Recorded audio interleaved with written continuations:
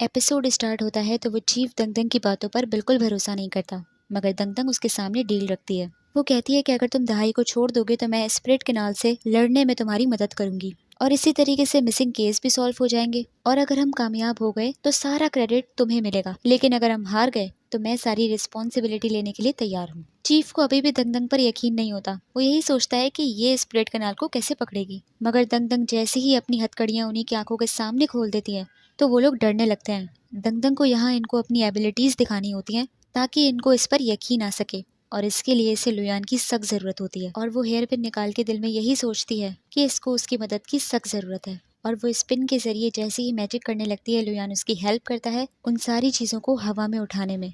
और जो सबसे ज्यादा भरम करा रहा था वही सबसे ज्यादा डरने लगता है। अब दंगदंग स्वैग तरीके से आकर चेयर पर बैठ जाती है और इसे कहती है कि मैं चाहूँ तो यहाँ से 2 मिनट में जा सकती हूँ, मगर मैं तुम्हारी यहाँ हेल्प करना चाहती हूँ। दूसरी तरफ चीफ बिल्कुल सीधा हो जाता है और दंगदंग की इस डील को कबूल कर लेता है, मगर उसे सिर्फ 7 दिन का टाइम देता है, क्योंकि इस चीफ के ऊपर भी जो बॉस होता है जिसको इसे जवाब देना होता है इस केस के हवाले से। इसीलिए वो दहाई को अभी छोड़ने पर नहीं मानता और कहता है कि 7 दिन बाद ही जब तुम ये केस सॉल्व कर लोगी मैं इसे छोड़ दूंगा।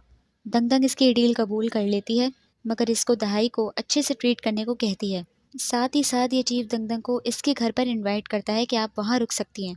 दंगदंग समझ जाती है कि ये मुझ पर नजर रखना चाहता है, जब भी ये मुझे अपने घर पर स्टे करने को कह रहा है। दंगदंग इसकी ये ऑफर भी कबूल कर लेती है। इतने में दंगदंग दहाई से बात करने के लिए आती है और इससे कहती है कि तुम्हें परेशान होने की जरूरत नहीं है, मैं तुम्हें जल्द ही यहाँ से बाहर निकाल दूंगी। तो वो बेचारा रोने लग जाता है कि मुझे आप पे पूरा भरोसा है। चीफ दंगदंग को बिल्कुल भी अकेला नहीं छोड़ा होता, तो यहाँ तक वो उसे पिक एंड ड्रॉप सर्विस भी देने लगता है। इतने में पुलिस स्टेशन के बाहर बेजी भी दंगदंग का इंतजार कर रहा होता है, मगर दंगदंग उसे उस चेयर में से इशारा करती है कि मेरा काम सक्सेसफुली हो गया।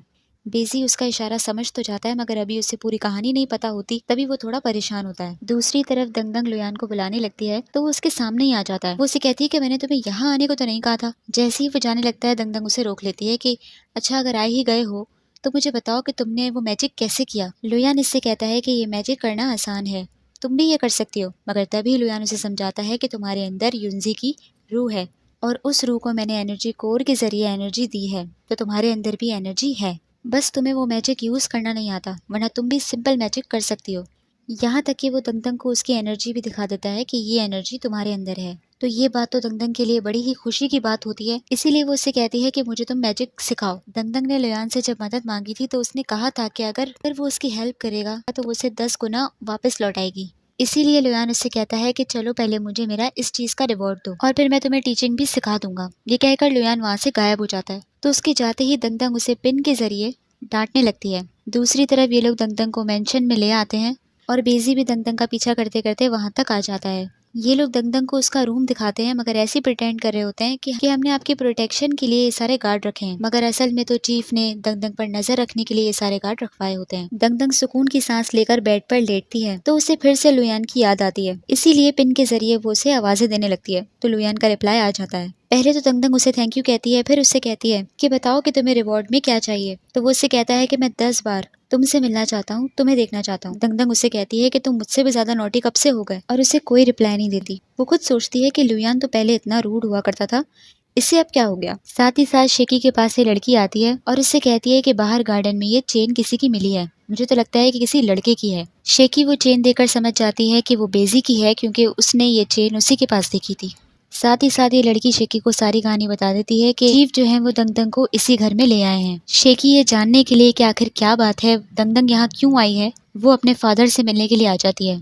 इस चीफ का एटीट्यूड सबके साथ बहुत ही बेकार होता है, मगर अपनी बेटी के साथ उसका एटीट्यूड बहुत अच्छा होता है, क्योंकि ये अपनी बेटी से बहुत मोहब्बत करता है। और जब वो दंगदंग के बारे में पूछती है तो वो उसे सब बता देता है कि वो स्प्रिट हंटर है और इसने उसे चांस दिया है। साथ ही साथ इसका फादर इससे पूछता है कि तुम तो गर्ल्स स्कूल में पढ़ी हो, तुम्हारा लड़का दोस्त कहाँ से आ गया। तो शेकी कवर कर लेती है कि वो उसकी दोस्त का भाई था और इसकी दोस्ती हो गई थी। चीफ ने शेकी को गर्ल्स स्कूल में इसलिए डाला होता है ताकि इसे कोई और लड़का ना पसंद आए, क्योंकि इसकी मंगनी तो पहले ही तय हो चुकी है। मगर चीफ को बेजी पर गुस्सा आ रहा होता है कि अभी तक उसका कोई रिप्लाई क्यों नहीं आया। वो कहता है कि अगर उसे बेजी कहीं यहाँ दिख गया तो वो उसे काफी डांटेगा। दूसरी तरफ शेकी तैयार होकर मार्केट जाने लगती है। वो बाहर आती है तो सामने ही उसे बेजी नजर आता है। वो खुशी खुशी उससे मिलने के लिए जैसे ही जाने लगती है कि इतने में कोई किडनैपर्स उसे पकड़ लेते हैं और पता चलता है कि वो उसके फादर के दुश्मन होते हैं।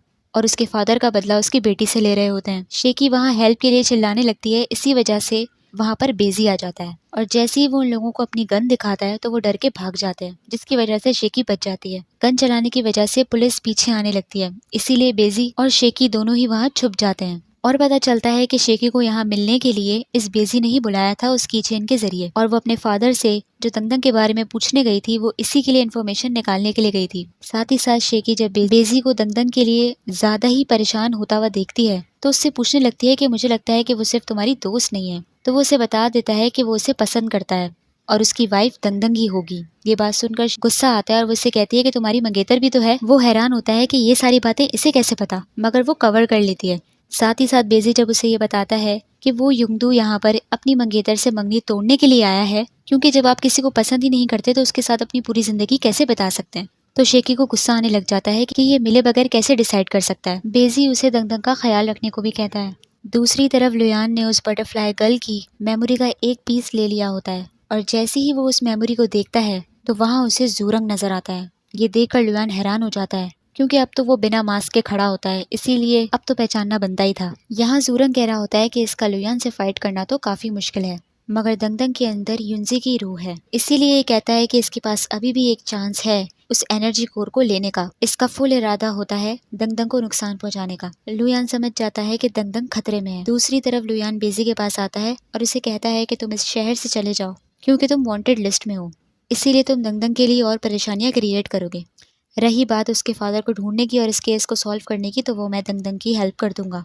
लुयान उसे ये भी बता देता है कि दंगदंग की जान को खतरा है, तो बेजी को और उसकी फिक्र होती है और वैसे साफ मना कर देता है कि तुम अपने तरीके से चलो, मैं अपने तरीके से चलता हूँ, और उसकी एक नहीं सुनता। दूसरी तरफ दंगदंग अपना केस सॉल्व करना स्टार्ट कर देती है और जब वो पहला केस देखती है तो वो बिल्कुल वैसे ही होता है जैसे उसने वो पहले शख्स को देखा था। यहाँ ये बंदा इसी तरीके से गायब होता है और इसके कपड़े भी वहीं पड़े होते हैं, मगर वो शख्स कहीं नहीं होता। तो दंगदंग को जैसे ही वहाँ पर गूस नजर आते हैं तो वो उस मिसिंग आदमी का नाम लेने लगती है, जिसमें से एक गूस दंगदंग की तरफ देखने लगता है जैसे कि वो वही मिसिंग शख्स हो। दंगदंग को भी यही चीज लग रही होती है, इसी वजह से वो सारे एनिमल्स जिन जिन पर दंगदंग को शक है वो सबको उस मेंशन के गार्डन में रखवा देती है। दूसरी तरफ दंगदंग जब कमरे में आती है तो ये लड़की उसे बताती है कि आपका हस्बैंड भी यहाँ आ गया है, इसीलिए मैं 2 बेड लगा रही हूँ। दंगदंग हस्बैंड का नाम सुनते ही कंफ्यूज हो जाती है कि कौन सा हस्बैंड, वो मुर्गा या लुयान। दंगदंग उसे मना करती है बेड लगाने से और उसे वापस भेज रही होती है कि इतने में लुयान अंदर आ जाता है। वो लुयान से सवाल करती है कि तुम यहाँ क्या कर रहे हो, तो दंगदंग को जूरंग के बारे में तो कुछ मालूम नहीं होता है, इसीलिए वो उससे कहता है कि लास्ट टाइम जो तुम पर अटैक करने के लिए आया था वो अभी तुम्हारे पीछे फिर से पड़ चुका है,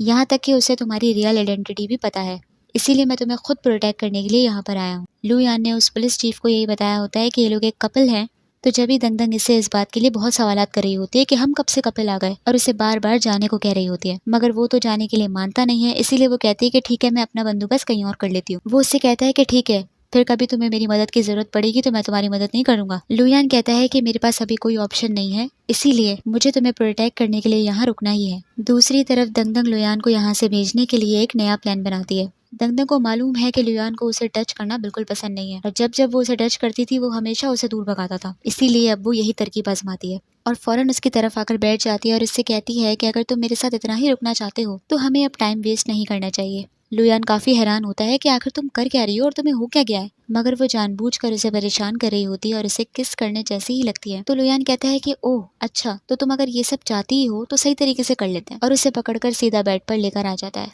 लुयान को मालूम होता है कि ये सब हरकतें वो मुझे यहाँ से निकालने के लिए कर रही है, इसीलिए वो उससे कहता है कि अगर तुम्हें यही सही लगता है तो फिर ऐसा ही सही। दंगदंग ये देखकर फौरन सीधी हो जाती है और उससे कहती है कि तुम जितना दिन चाहो यहाँ रुक सकते हो, मैं तुम्हें कुछ नहीं कहूंगी।